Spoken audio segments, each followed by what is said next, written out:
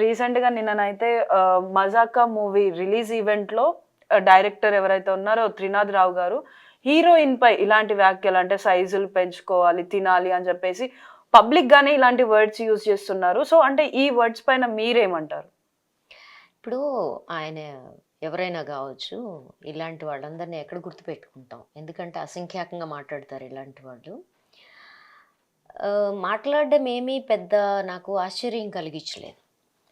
ఎందుకని ఆశ్చర్యం కలిగించలేదంటే, వీధుల్లో ఉండి అమ్మాయిలు పోతుంటే వెనక నుంచి కామెంట్లు చేసే మనస్తత్వం గల గ్యాంగులందరూ ఇవాళ దర్శకులుగాను, నిర్మాతలుగాను అక్కడ తయారయ్యారు.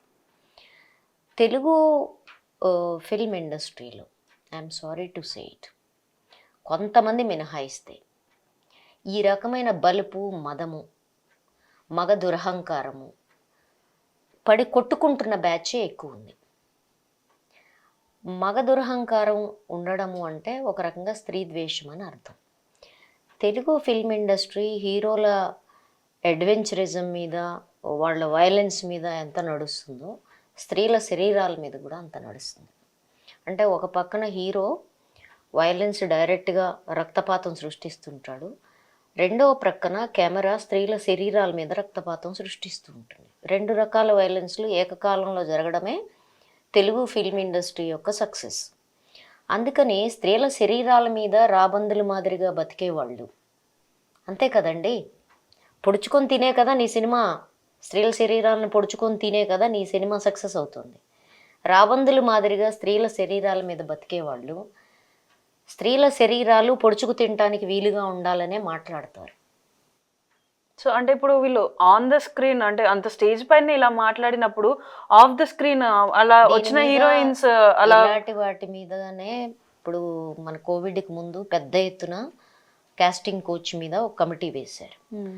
ఆ కాస్టింగ్ కోచ్ మీద వేసిన కమిటీల్లో ఇది కూడా ఉంది. స్త్రీల పట్ల నిర్బాధ్యతగా కాదు, హేయంగా, నీచంగా ఒక మనిషి మాట్లాడకూడని మాటలు. అంటే ఇది ఎవరు మాట్లాడినా వాళ్ళని మనిషి కింద లెక్కేయకూడదు. మాట్లాడిన మాటలు మాట్లాడడానికి ముఖ్యంగా ఫిల్మ్ ఇండస్ట్రీలో స్త్రీల శరీరాల మీద ఎక్స్‌ప్లాయిటేషన్, దోపిడీ జరుగుతోంది on camera and behind the camera అనే ఉద్దేశంతోనే కాస్టింగ్ కోచ్ హైపవర్ కమిటీ ఏర్పడింది. హైపవర్ కమిటీ రిపోర్ట్ ఇచ్చి చాలా కాలమైంది.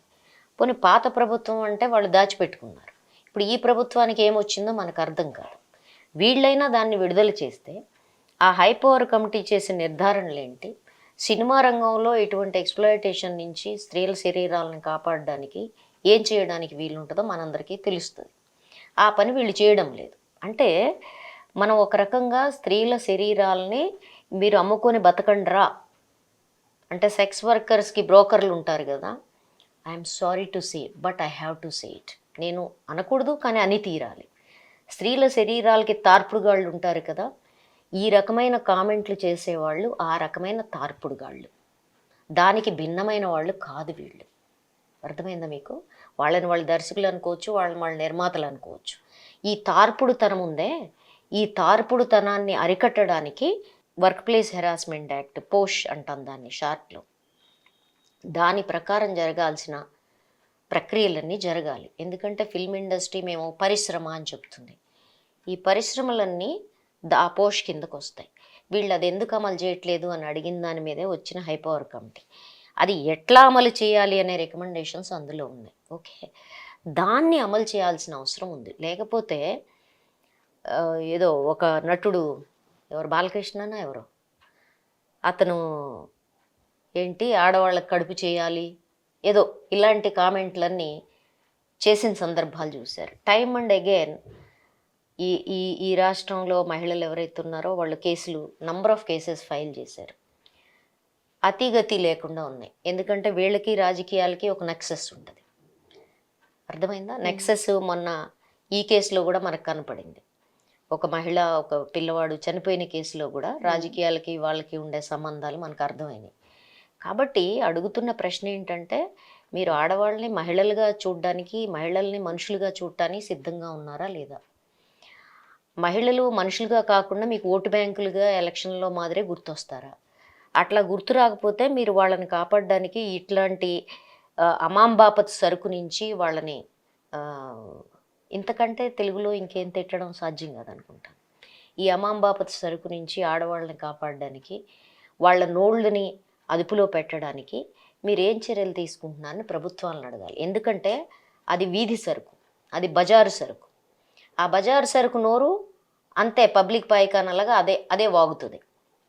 ఓకే, కానీ దాన్ని నాగరికులుగా ఉండేవాళ్ళు, పౌరులుగా ఉండేవాళ్ళు, బాధ్యతాయుతమైన పదవుల్లో ఉండేవాళ్ళు, ప్రభుత్వాలు వాళ్ళని అదుపులో పెట్టాల్సిన అవసరం ఉంది. నీ పోలీస్ ఫోర్స్ ఎందుకుంది? ఆకతాయి గ్యాంగులందరినీ అదుపులో పెట్టడానికే కదా. అట్లనే ఈ చట్టాన్ని అమలు చేయటంలో ఎందుకని ల్యాప్స్ అవుతున్నారు, వీళ్ళని అదుపులో పెట్టడానికి మీరేం చేస్తారని వీళ్ళని అడగాలి. వాళ్ళ మీద ఇప్పటి వరకు సుమోటోగా కేసు ఎందుకు ఫైల్ చేయలేదు, మహిళా కమిషన్ ఏం చేస్తుందని అడగాలి. మహిళా కమిషన్ వాళ్ళ రాజకీయ లో ఉండే వాళ్ళకి వ్యతిరేకంగా ఏదన్నా మాట్లాడగానే వాళ్ళు చర్యలు తీసుకుంటారు. ఇప్పుడు ఎందుకు దీన్ని సుమోటోగా తీసుకొని కేసు ఫైల్ చేయలేదు, ఎందుకని అతన్ని ఎక్స్ప్లెనేషన్కి పిలవలేదు, ఎందుకని అతనితో బహిరంగ క్షమాపణలు భారతదేశ స్త్రీలోకానికి చెప్పించలేదు అని అడగాల్సి ఉంటుంది.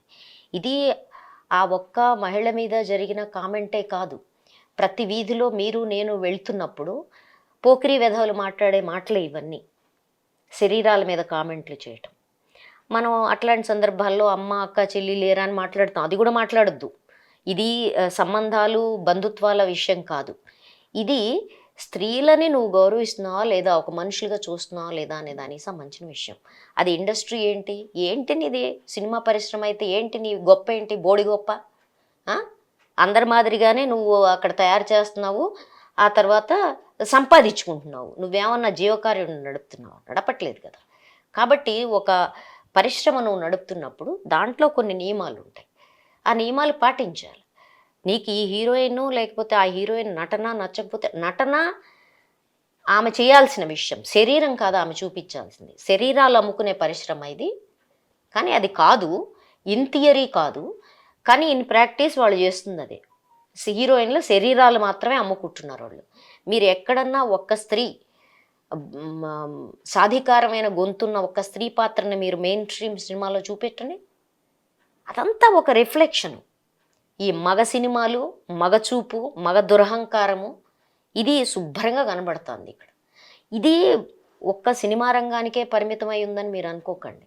అక్కడ ప్రధానమంత్రి దీదీ ఓ దీదీ అని పిలిచిన బెంగాల్ ఎలక్షన్స్ నుంచి, హేమమాలిని బుగ్గల మీద ఒక రాజకీయ నాయకుడు శరద్ యాదవ్ అప్పుడు కామెంట్ చేసిన నాటి నుంచి, ఇవాళ నిన్న మొన్న ప్రియాంక గాంధీ బుగ్గల మీద కామెంట్ చేసిన నాటి నుంచి, అత్యున్నత అధికార పదవుల్లో ఉండేవాళ్లే స్త్రీల శరీరాల మీద ఇంత వ్యంగ్యంగా మాట్లాడుతున్నప్పుడు, వాళ్ళ బుగ్గలు మాత్రమే వీళ్ళకి కనపడుతున్నప్పుడు, ఈ వీధి పోకిరి ఆకతాయి గ్యాంగులు, అమాంబాపతి గ్యాంగులు ఇంకేం మాట్లాడతాయి? కాబట్టి భారతదేశంలో ఇప్పుడు ఆడవాళ్ళు ఆలోచించుకోవాలి. ఈ అమాంబాపతి గాళ్ళని వేదికలు లెక్కలిచ్చి నోటికి ఇష్టం వచ్చినట్టు ఆంబోతు కోతలు కూయనివ్వాలా, మాట్లాడనివ్వాలా? మన శరీరాల మీద వీళ్ళకి ఇంత అపరిమితమైన అధికారాలు ఎందుకు కట్టబెట్టాలి? మనం శరీరాలు తప్ప మెదళ్ళు కాదా, మనం పని కాదా, మనం మనుషులం కాదా అని ఇవి మాట్లాడాలి మనం. అవి మాట్లాడకుండా పోతే ఇదిగో ఈ ఆంబోతులు ఇట్లే నడుస్తూ పోతుంటాయి.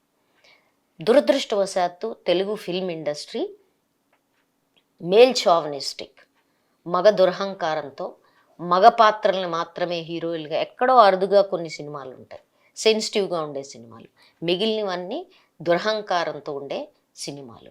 మగాడు మాత్రమే హీరోగా ఉండే, కండలు చూపించుకొని వాడి వీరత్వం చూపించుకొని వాడు హింసాపాతం సృష్టించి వాడు నేరస్తుడైన గొప్పవాడిగా ఉండి సమాజాన్ని మిస్లీడ్ చేసే మగ పాత్రల దురహంకారం అంతా ఉండి దాని నుంచి బతికే సినిమాలు ఇవి. ప్రేక్షకులు చూడలేదా అని మీరు అడుగుతారు. చూస్తున్నారు. నువ్వు అమ్ముతున్నావు, మగాడి దృష్టికి స్త్రీల శరీరాలు వాళ్ళు కొంటున్నారు. కాబట్టి ప్రజలు కూడా ఆలోచించుకోవాలి, ఆడవాళ్ళు కూడా ఆలోచించుకోవాలి. ఇట్లాంటి బాపతుగాళ్ళందరూ తీసే సినిమాలు, స్త్రీలను అట్లా ఎగ్జిబిట్ చేసే సినిమాలు మనం చూడాలా వద్దా ప్రేక్షకులు కూడా ఆలోచించుకోవాలి. ఎందుకంటే ఇవాళ జరగట్లేదు ఇది. నేను ఆడవాళ్ళని తక్కువ దుస్తుల్లోనూ లేకపోతే నగ్నంగా చూడటానికి ఇష్టపడతాననే కామెంట్లు కూడా గతంలో నేను విన్నట్టున్నాను.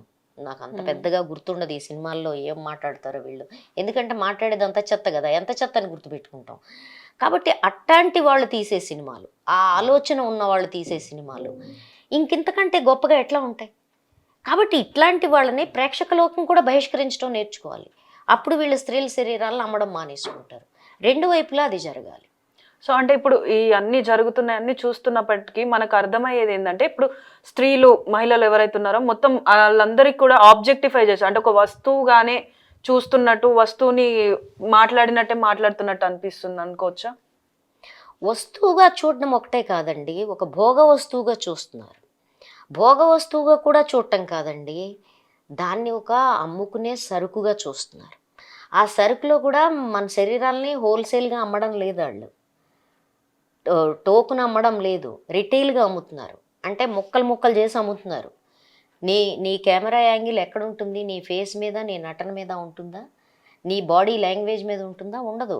నీ శరీరంలో ఎక్కడెక్కడ రెచ్చగొట్టే అవయవాలు ఉన్నాయో, కొన్నేమో వాళ్ళు రెచ్చగొట్టే అవయవాలు తయారు చేస్తారు, కొన్ని ముంపుల్ని, కొన్ని వాళ్ళు ఏదో అనుకున్న వాటిని గ్లామరైజ్ చేస్తారు, చేసి వాటిని రీటైల్గా ముక్క ముక్కలుగా అమ్ముతారు. కాబట్టి శరీరాలు మన హోల్సేల్ కూడా కాదు, మన సరుకు ముక్కల ముక్కల కింద అమ్మే సరుకు మన శరీరం. అంటే కషాయవాడి కత్తి కింద తొడ ముక్క, కాలు ముక్క అని అమ్ముతారు కదా, అట్లా అమ్ముతున్నారు మనని.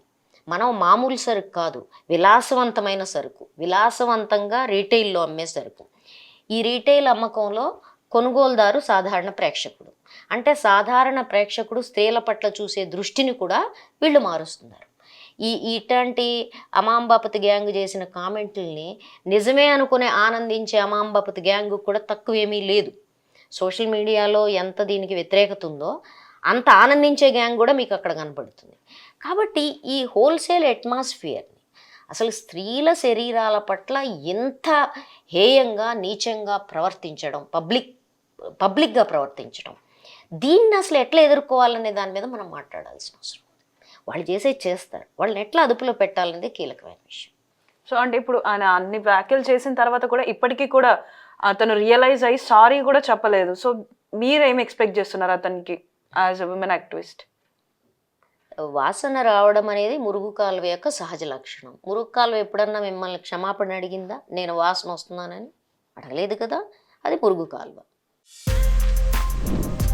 For more videos like this, subscribe Big TV channel.